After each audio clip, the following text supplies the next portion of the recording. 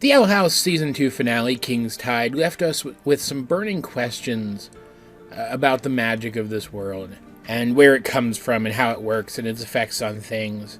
And I say questions, there's really only one that I want to talk about in length in this particular video. But there's another one I do want to touch on very briefly here at the beginning, because people keep asking me about it often enough that I feel like I should address it in a video. So let's start with that. First of all, how exactly did the curse react with the draining spell? Because while there were two people who bear the curse present at the Day of Unity, we only really focused on one.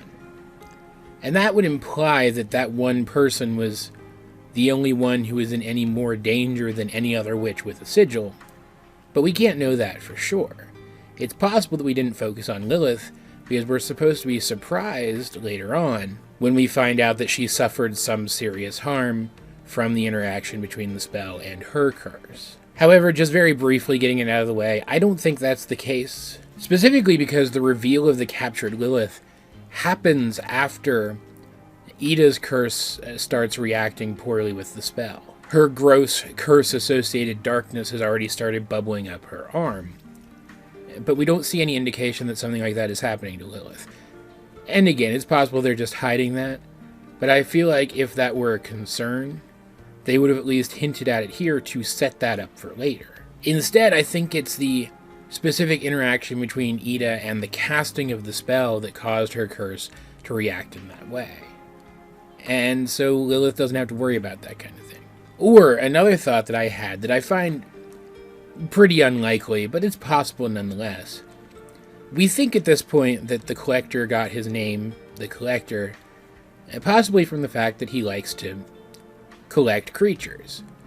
Like how he collected the Owl Beast on a scroll and then seemingly lost sight of where that scroll ended up. What if it's specifically an interaction between the Owl Beast itself and the Collector's magic, or at least the magic that the Collector bestows on people? Maybe not literally his magic, but the magic he bestows on people, teaches people, that cause that reaction in Ida. Because again, Lilith, like this is still, I guess, kind of up in the air, but it doesn't seem like Lilith has an Owl Beast. It seems like the Owl Beast itself, the physical entity, stayed with Ida. Maybe that's why the Collector was trying to get rid of the Owl Beast, because it mucks up his magic. Just a thought.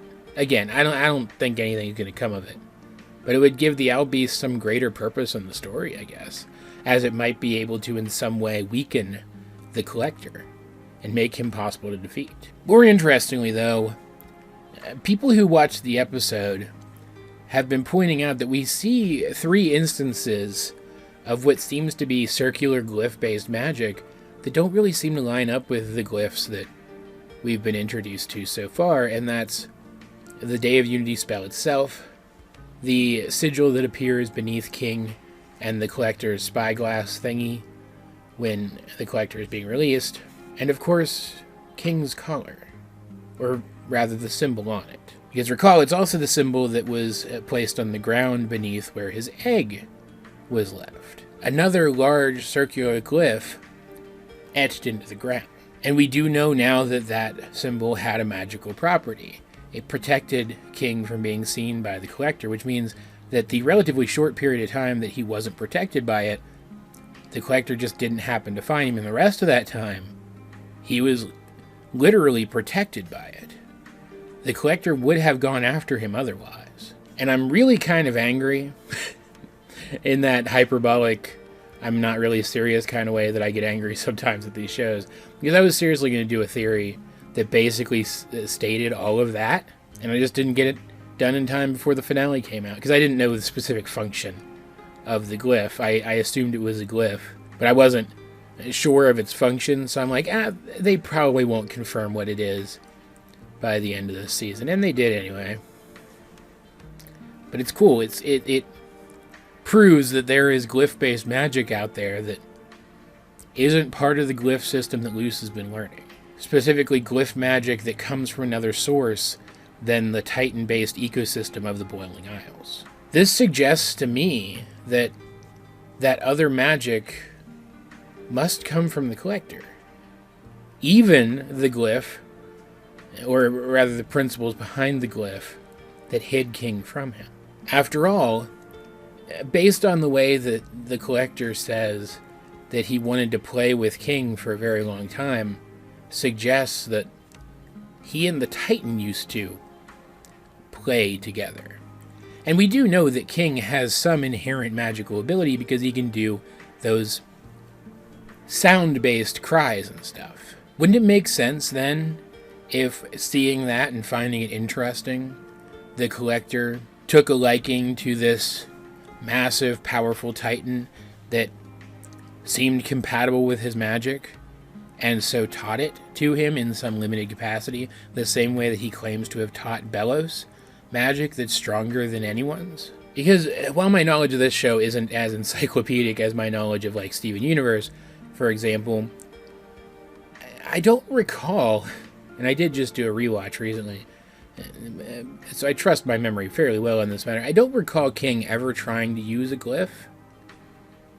Maybe I'm remembering incorrectly. If I am, please correct me.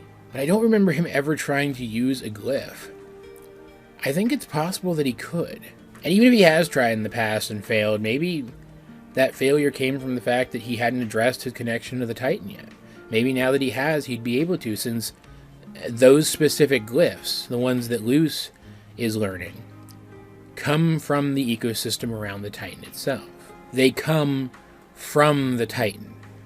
That's why when back on Earth, Luce can't use glyph magic. Or at least she couldn't before. But we'll talk about that. That's what I'm going to end this video off with. A little bonus, if you will. And if that's the case, if King can learn magic, maybe one of the things that the collector wants to do to play with him is teach him some magic. Try to recreate whatever relationship he had with the original Titan, but in such a way that he won't be betrayed and sealed away again, similar to how Bellows keeps trying to recreate the relationship he had with his brother in a way that he won't be betrayed by his brother. Meanwhile, you have Bellows, who seems to have been taught a style of magic closer to what the collector himself does, where he can just will things to happen, which is interesting, because that means that that is a kind of magic that the characters in this show might be able to learn too. Finally, let's address the question of whether or not Luce has magic back on Earth. After all, she is, technically speaking, the main character. Several other characters, I think, at this point have been elevated to the role of co-main character, so maybe that isn't as apt a description as it once was. But she's at least a main focus for a lot of the story points in the show. And if suddenly she doesn't have access to her magic anymore, that really limits the kind of storytelling stuff that can happen with her. Especially if they have to deal with anything on Earth that requires magic. I'll be talking about that in a later video. But we have seen that her glyphs don't work on Earth. Again, presumably because the magic for them comes from the Titan. But when we see Luce making her push to rescue Amity from being grounded by her horrible mother, we do see something interesting whenever Luce casts a glyph. Suddenly, more typical witchy magic circles appear as the glyph is being activated, and while we don't see it again after that scene, we can assume that this is something that can happen basically any time now. And I and many other fans think that that's because Luce is in possession of her talisman. It hasn't yet hatched into the animal form that it will eventually take, but I do think that Luce is capable of borrowing some of its power. We have seen that she can use magic more freely when wielding a talisman already. So wielding her own talisman, I think she might be able to cast glyphs by drawing on its power, as well as just cast magic more freely in general. So yes, I think while in possession of her talisman, Luce can cast magic on Earth. And that's really it for this video, guys. What did you think of any of the ideas that I presented in this video? If you have any different takes on any of the ideas that I brought up, please let me know. I'd love to discuss them with you. In fact, just in general, let's get a discussion going in the comment section down below. And while you're down there, you might as well like the video, share it with anyone else who you think would enjoy my content, subscribe if you haven't. You can also check out links to my various social medias as well as the many ways you can help out the channel. Those will be in the video description. But either way, this has been AJ22, and I will talk to you guys later.